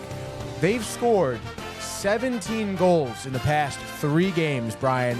Absolute hot streak right now. Does that continue here on the road against the Penguins? Yes. We want the Penguins punched in the mouth a couple times before their trip to the Garden. So I'm going to say Panthers here. This has 6-3 written all over it, so I love the over. And I'm going to say Carter Verhege with a Josh B hat trick. Little prop bet there for Ernie. Yeah, dude, I love that. I think Panthers by a long shot here. They win like 5-1, keep the offense going. Bobrovsky is not aging, dude. Another season when you think it could, but no, dude. He's on top of his game. Penguins dead in the water, no pun intended there. Next game, Caps, who just beat the Devils, I think, recently. They're on a roll. I think they're on 4 in a row, man. Yeah, 4 in a row here. Ovechkin less, dude. They're minus 290 here at home against the Sharks, despite no Ovi. Over under 6.5. I mean, I know it's minus 290, but how do you not think to sprinkle a little bit here, Brian? I would be a little careful here, Tony. The last 3 wins, all by 1 goal, including an overtime game against the Islanders. So I know it's popular for me, and, you know, I always like going with the Sharks. But I just think the young talent, the fact that they all of a sudden look out, have won 3 out of 4. The first-year head coach, you know, David Quinn getting axed in the middle of the year last year. I'm going to say Blackwood, 38 of 40 in net. And the Sharks beat the Capitals. I'm going to say 3-2 overtime. Granlund, the game winner. Under. Dude, the under. I know that is like the classic bet on the Sharks to just beat the Kraken back-to-back games. But I don't know, man. You said it. A lot of guys stepping up here for the Capitals. You know, whether it be Dylan Strome, Tom Wilson, Andrew Magnapane, Pierre-Luc Dubois. You know, some of the goal scorers the past few games. I think the Caps keep the good times rolling here. They want Ovi back. They want him to break the record. They want to win another cup here for Ovi, it seems. So give me the Capitals. Absolute shootout here. They've been scoring a ton, just like the Florida Panthers, believe it or not, as well. Sonny Milano maybe finding his way back in the net amongst the many goal scorers. Caps win this one 6-4. So Caps in the over there. Next game still 7 p.m. Carolina, Raleigh here. Hurricanes facing the Kraken. Just mentioned back-to-back losses to the Sharks. They're not having a good time, dude. And against the Kraken, for the Kraken here to play the Hurricanes, I mean, I don't know how you think. Absolute landslide victory here. Minus 260 for the Hurricanes. Over under 6.5. Brian, what do you got? Well, one thing that is being overlooked, the Hurricanes down a couple goalies. Maybe Ranta coming out of retirement. I know Connecticut native Spencer Martin has been in net. But that being said, I think the Hurricanes are far better than the Kraken. So maybe they give up a couple goals, but I think they score 5 and they win this game 5-2. So it would be the Hurricanes and the over. Yeah, I couldn't agree more. I don't care about goaltending. Their scoring ability is next to almost none here, but specifically the Kraken. Canes in the over, easy money. Next game, Minnesota, 8 p.m. game. Getting a little late here. 4 games left. St. Paul, we go. Vancouver, plus 115 on the money line. Interesting odds there. We know Vancouver can get hot. They're working on back-to-back overtime wins. The Wild, though, winners of 3 in a row, seemingly getting better, but it's Nashville, Chicago, Buffalo, not great teams. I don't know. Vancouver, Quinn Hughes, a lot of talent. I know you like the Wild here, but how do you see this panning out?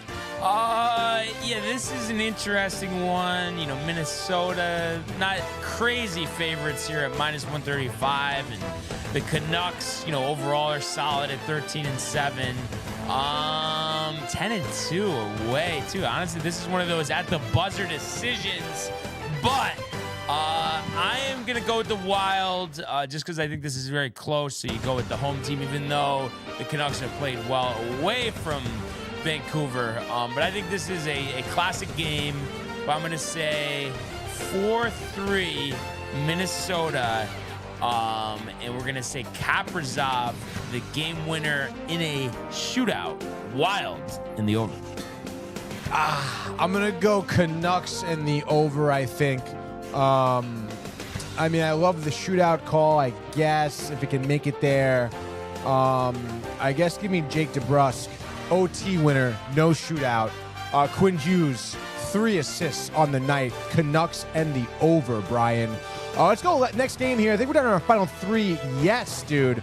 Speaking of a Canadian team here, we're going to go to Winnipeg here. Canada Life Center as the Jets are taking on the St. Louis Blues. The Blues plus 180 here on the road. I don't think so, though. Over-under is 5.5. Jets looking to bounce back. Losers of 4 of their last 5. 3-game losing streak to good teams, Dallas, Vegas, L.A. Blues, I don't know, dude. They're a middling team, 11, 12, and 6 here. What do you got for the Jets here? We only have 1 loss at home so far in the season. I would say, Ernie, get out the kitchen sink. Winnipeg, money line. I wouldn't hesitate to put whatever amount of money you want in this. Hellebuck, shutout. 3-0 Jets. Jets in the under. Yeah, I love that call here. If it's not a shutout, maybe he's going to have 1 goal. But 3-1, 4-1, doesn't matter. Jets and the under, Brian. Let's freaking go. Ernie, dude. Next game, final 2 at 9 o'clock, getting late. Staying in Canada, Scotia Bank, the Flames, that is, taking on the Blue Jackets. Calgary minus 135. So nothing crazy there. Over under 6.5.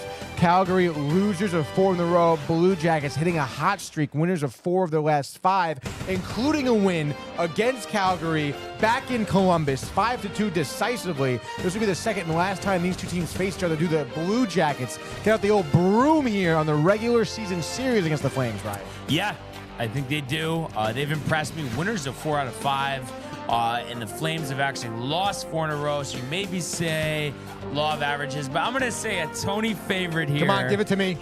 Merz Lincoln, yes, Tony. Dude. Not only a vintage performance, not only 40 saves, but 40 of 40. The shutout, 2-0.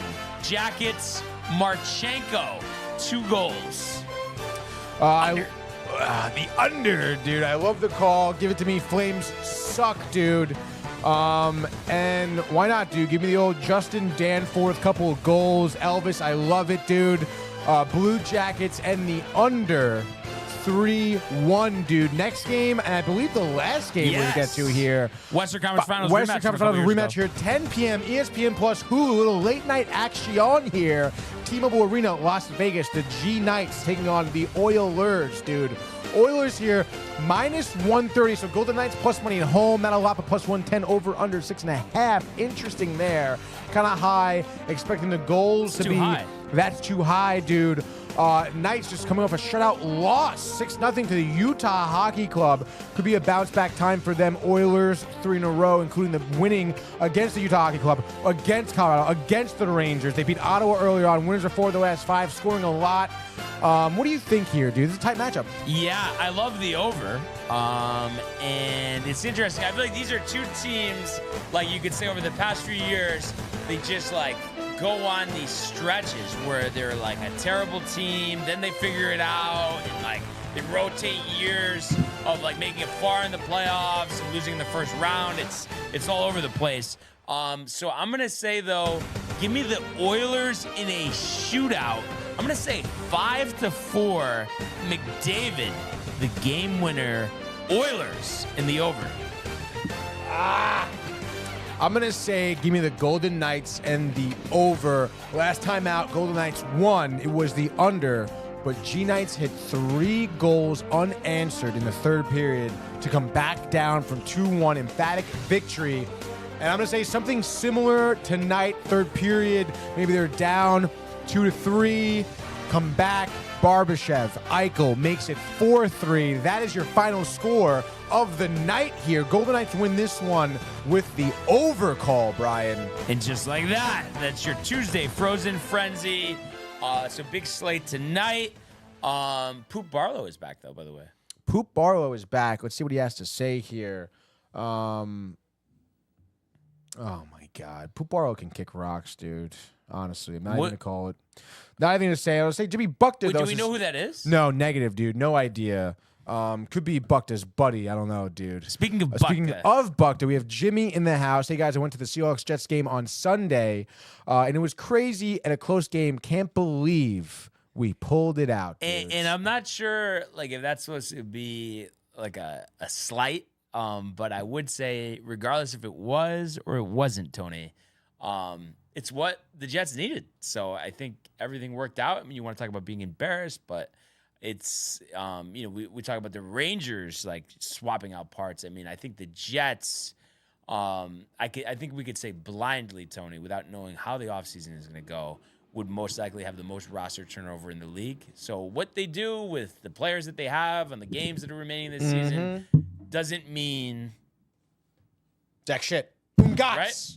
So go Hawks. Go Hawks, dude. Let's Why hope, not, man. dude? Gino, I know you how much you like Gino. Gino, though, I think he holds that team back, honestly, because he's okay. But imagine if they had like a big time quarterback in there with those weapons. Again, almost like another Cleveland Browns situation. I think Jameis would be better. Really?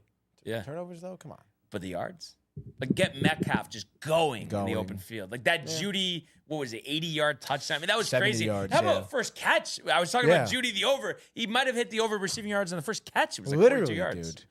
Ridiculous. But in any case, a lot of hockey games tonight, dude. Yeah. No Rangers though. What do you have as like your game to watch? What are you hyped for? I would say that Oilers game. Really? Yeah. Even the late night call though. It's the best matchup, isn't it? Best matchup? What else? I mean, as you would say, tickles the old fancy. That is a Tonyism, by the way. No, it is. It certainly is. No, I guess you're not wrong, dude. I mean, you're Celebrini in Washington. Celebrini in Washington. I mean, that could be interesting. Maybe Panthers Penguins, but Panthers on a roll, dude. Canucks Wild, I think is gonna be a good. Yeah, Canucks Wild maybe would be a good second. But those are really the only options here. I mean, what Islanders? I mean, Islanders, Red Wings, Bruins, Sydney. Red Wings, Bruins. I don't know. The Red Wings. Dylan. I feel like the Red Wings, like they get a couple more guys than like we're talking, but right now they're just not like that. Like, you know what I mean? Compelling. Yeah, you're not wrong there, dude. 10 and 11, they're middling 500. Yeah, that's true.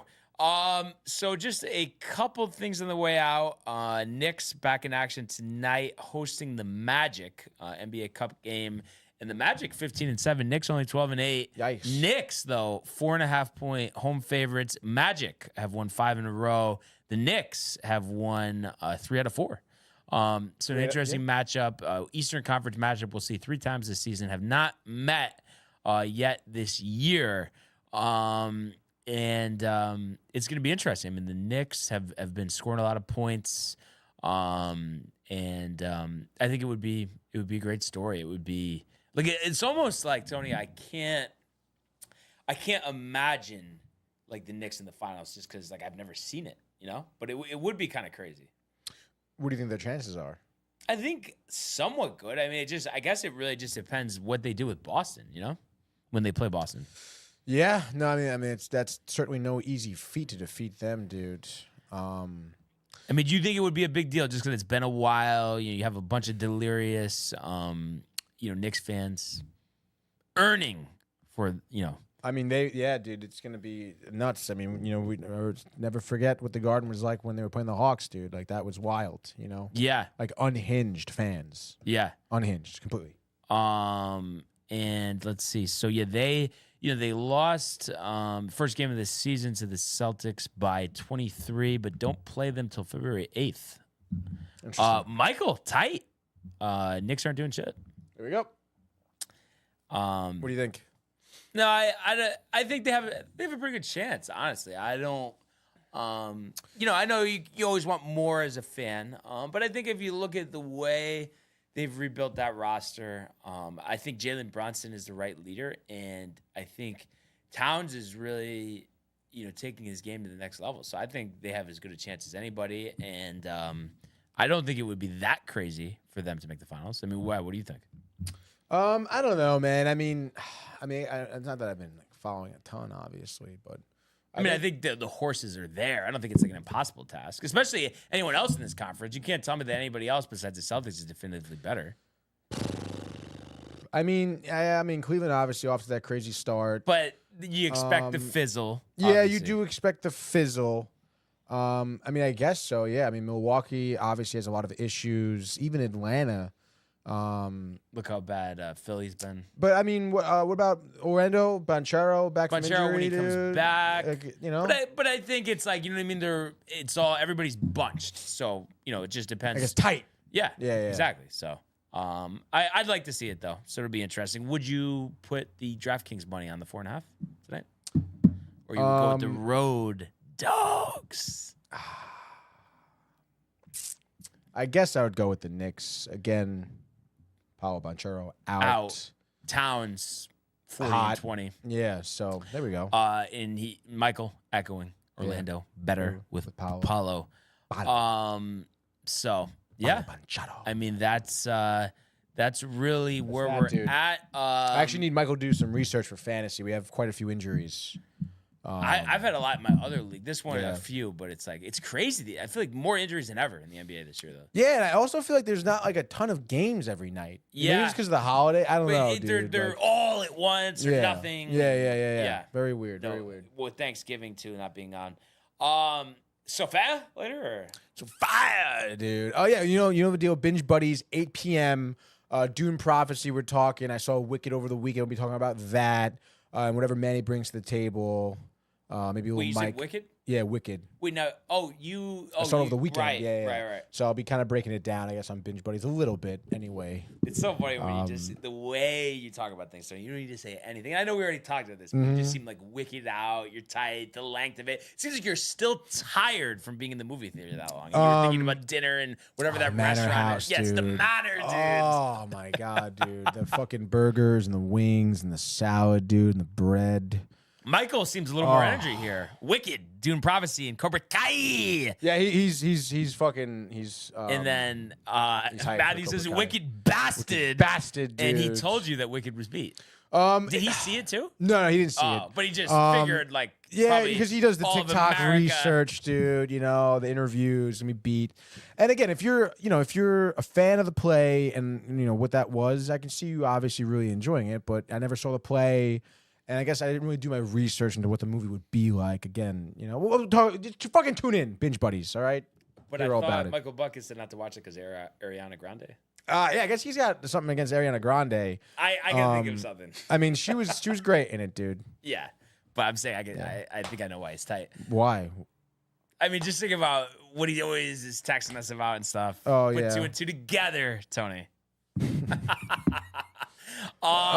So those 3 shows, rapid fire. That's pretty much it, or yeah, pretty much, dude. Rapid fire. Yeah, some hot tidbit news. Anything brewing on Bond or no? Actually, apparently, so the dude who's playing Kraven the Hunter in the upcoming movie, I don't know if you're aware of it, Spider-Man villain. This is like his own movie. Okay. Hunter dude.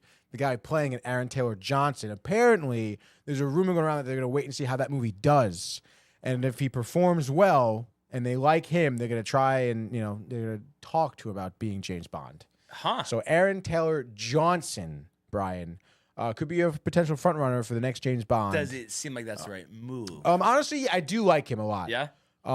He definitely has the look and, like, the cockiness, you know, like he's got that smooth, putting him a tux, clean-shaven look, whatever. But, you know, it's going to be interesting to see, you know, what type of James Bond they're going to do to follow up Daniel Craig, you know? You think they bring him in as an advisor, Craig? Just to kind of... I'm sure he'll put his 2 cents in, you know? But it'll be probably the classic, like, don't be intimidated by the character, make it your own, you know? Like any other big franchise guy, you know? Yeah. And a couple comments to finish up here. We missed this one, but Michael had said, I got us, just lay it on me. Pause, LOL. I know Tony's searching. We know. I didn't even say anything. And then he heard 07, they will only cast someone in his 30s. He got the call mulling over. Tony is jealous. Dude. Not yeah. a real dude. So that's really a wrap, and it's 8 sharp. 8 p.m. sharp. Let's go. So definitely check that out. Yeah, dude. But what an episode today. Really appreciate everybody who tuned in and continues to comment, like, and subscribe. All of the archives on the YouTube page. Tony, Michael, Renee, and Jay in costume. The merch at downtownTV.com. Want everybody to enjoy the day, enjoy the games, enjoy Binge Buddies, and we will see you mañana. Hey guys, Tony here from Downtime TV checking in. I want to thank all our fans out there who's been liking, subscribing, sharing our content. You guys are the best. You guys are our bloodline. You make us love what we do. Thanks again.